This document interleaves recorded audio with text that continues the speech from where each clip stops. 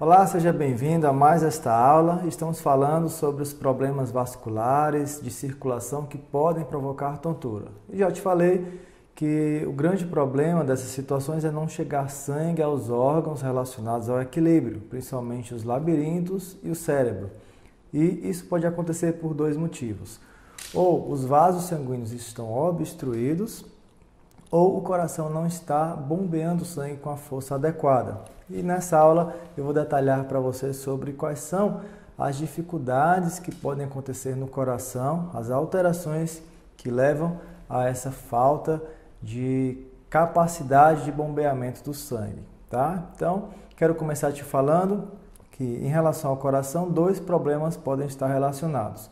Ou o coração não tem força para jogar o sangue para frente, ou ele não tem ritmo, ele está batendo muito lento, ele está batendo devagar demais, ou então rápido demais, não dá tempo ele encher de sangue para bater. Então, ou é um problema de ritmo, ou é um problema de força. Em relação à força, pode ser força demais, o coração está com muita contratilidade muito exagerada, ou ele está com força de menos.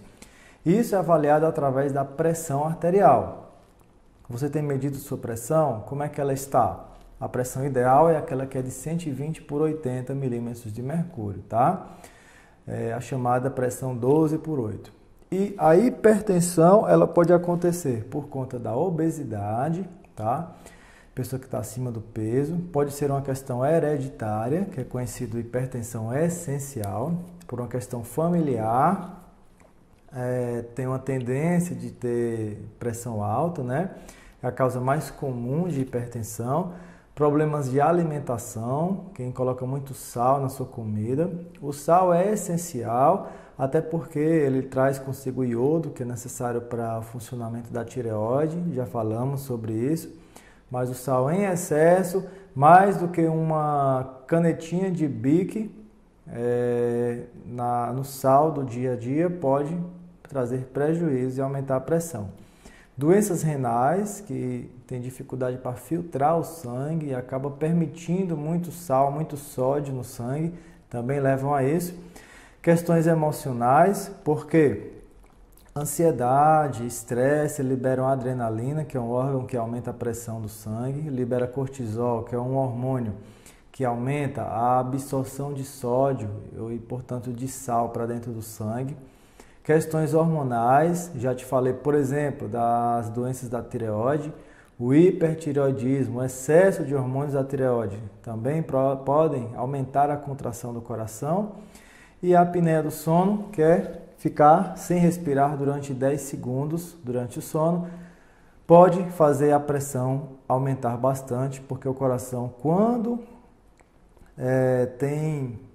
a gente não está respirando, ele precisa bater com mais força para vencer a resistência do tórax, que não está se movimentando. Tá joia? E outro problema é a pressão do coração, a força de contração do coração muito pouca, tá? A chamada insuficiência cardíaca. Isso pode ser porque a pessoa já teve um infarto, né? Alguma substância que afetou os nervos do coração, como a doença de Chagas, por exemplo, né? Doença do barbeiro. Arritmias, tem umas centenas de arritmias, podem ser desenvolvidas ao longo da vida, podem ser adquiridas desde a época do nascimento. Simplesmente uma questão de eletricidade do coração, que seria muito complexo eu te dizer como isso é desenvolvido, mas se você sente umas palpitações no coração, aceleramento e fica tonto nesse momento, é importante procurar um cardiologista. Mas fica tranquilo que a próxima aula eu vou te falar sobre quais são os sintomas que devem fazer você procurar esse especialista, tá?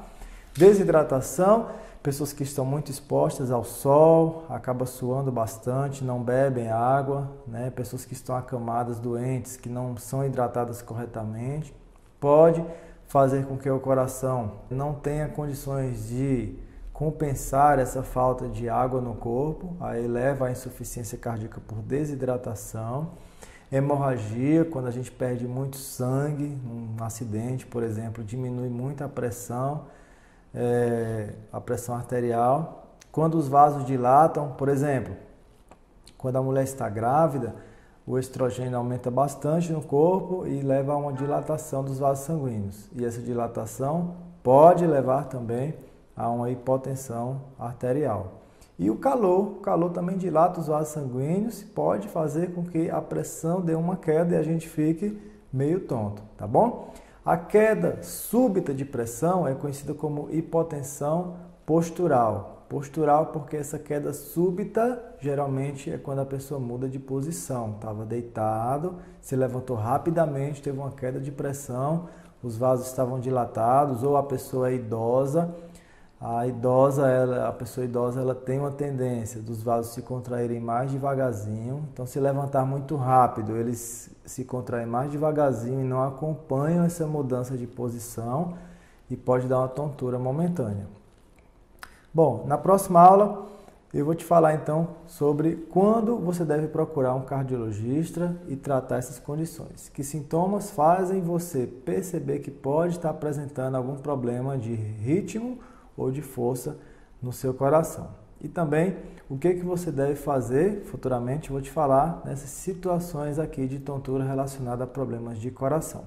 Tá? Espero que você tenha entendido, espero que você tenha ficado claro na sua mente sobre essas condições, para que você se conheça melhor e entenda quando alguma dessas condições podem estar afetando você. Grande dica é prestar atenção nos batimentos do seu coração, se está acelerado demais, se está lento demais e na pressão arterial, tá? Porque se a sua tontura for por conta disso, não vai adiantar você ficar tomando remédios para labirintite, para síndrome de Meniere, porque sua tontura pode ser disso, tá joia? E pode ter os dois casos associados também.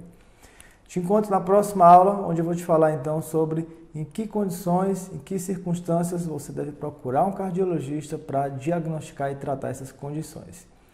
Espero que você tenha entendido, gostado. Qualquer dúvida, coloca aqui embaixo. Te encontro na próxima aula. Tchau, tchau.